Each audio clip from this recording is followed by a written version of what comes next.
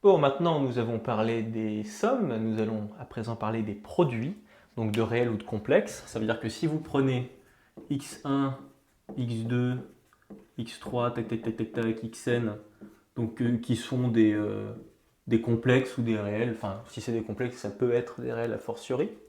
Bon, vous prenez tous ces nombres-là et au lieu de vouloir en faire la somme, vous faites le produit.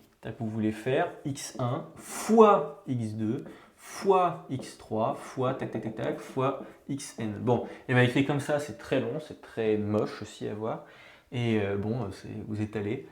Et bien là, vous avez votre machine extraordinaire, un symbole fantastique qui fonctionne comme les sommes, avec le sigma de la somme, c'est un P, le PY. Voyez. Donc on dit le produit des xk pour k allant de 1 à n. Pour ça, voyez. Bon, ça, c'est égal à ça. C'est exactement comme pour les sommes, mais sauf que ça, c'est dire le produit. Ça se lit vraiment, ça, c'est le produit des xk pour k allant de 1 jusqu'à n. Bon, c'est une notation à connaître, notation très importante.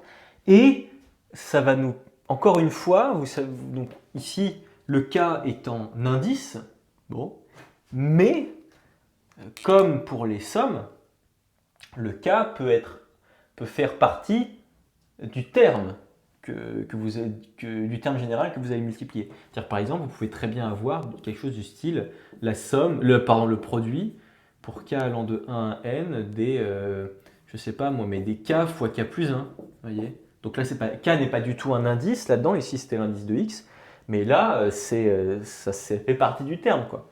Donc ça, c'est égal à, quand k vaut 1, ça fait 1 fois 2, parce que 1 fois 1 plus 1, ça fait 2, fois, quand k vaut 2, 2 fois, ouais, on va faire comme ça, 2 fois 3, puisque vous avez 2 plus 1, 3, etc., fois, là vous avez votre premier terme, là vous avez votre deuxième terme, etc., etc., et votre dernier terme, ça va être quoi? Ça va être n fois n plus 1, vous voyez.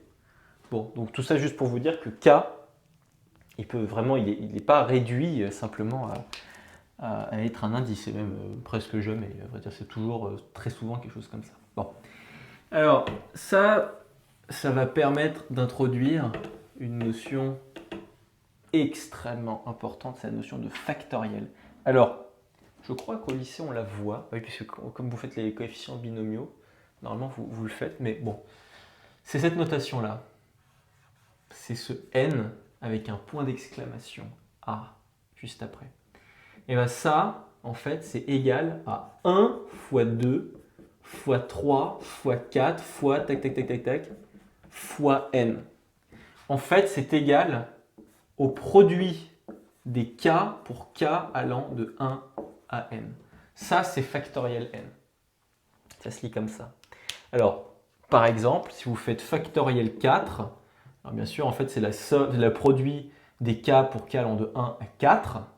Mais en fait, c'est tout simplement 1 fois 2 fois 3 fois 4. Ce qu'il faut que vous vous disiez, enfin, vous devez vous dire que en gros, quand vous faites factoriel d'un certain nombre, eh ben votre point de départ c'est 1, et après vous faites 1 fois 2 fois 3 fois 4 jusqu'à ce nombre-là. Vous partez de 1, et ensuite vous rajoutez, enfin, fois le nombre d'après, c'est-à-dire 2, fois 3, fois tac, fois tac, fois tac, jusqu'à arriver à 4. Par exemple, factoriel 7, c'est 1 fois 2 fois 3 fois 4 fois 5 fois 6 fois 7. Vous partez de 1, vous allez jusqu'à 7 et vous faites le produit de tous les entiers qui sont entre votre point de départ 1 et le point d'arrivée qui est n. Alors, voilà, d'ailleurs, l'une des grandes questions qu'on va se poser, c'est de savoir est-ce qu'on ne pourrait pas appliquer ça à autre chose qu'à des entiers. Mais ça, on le verra bien après, je crois qu'on le verra l'année prochaine d'ailleurs. Alors plus généralement, une propriété du factoriel, enfin de la notation de factoriel, qu'on va très très très très souvent utiliser, c'est ça. C'est que factoriel n, en fait, c'est n fois n-1 factoriel. Alors, pour ceux qui ne voient pas, je vais expliquer. Pour ceux qui voient, tant mieux. Alors, ce qu'on va faire, c'est qu'on va je vais l'écrire ici juste pour bien qu'on voit ce qui se passe, comment ça se passe. Alors regardez un petit peu. Vous êtes d'accord que ça c'est factoriel n, c'est 1 fois 2 fois 3 fois 4 fois n-1 fois n-2 fois n-1 fois n. Pas de problème, il n'y a pas de problème là-dessus. Mais regardez un petit peu. Tout ça là, 1 fois 2 fois 3 fois 4 jusqu'à fois n-1, ça c'est factoriel n-1.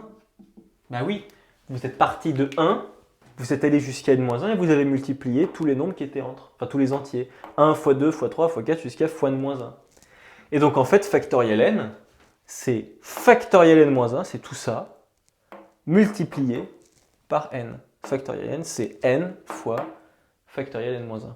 Tout comme, et vous pouvez d'ailleurs continuer la logique, vous pouvez dire que c'est n fois n-1 fois factoriel n-2.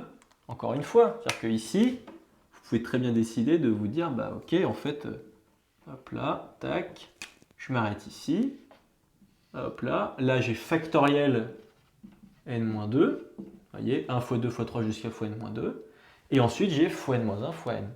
Voilà. Bon, ça c'est des propriétés, de toute façon on va en revoir d'autres, des propriétés de factoriel, qui sont très importantes. Ça c'est vraiment une notation, si pour vous c'est la première fois qu'on l'utilise, vraiment c'est quelque chose de très important qu'on va utiliser à tout bout de champ. Et donc voilà, donc c'est quelque chose avec une notation avec laquelle il faut être vraiment à l'aise le plus rapidement possible en tout cas. Voilà, on va passer à la suite maintenant.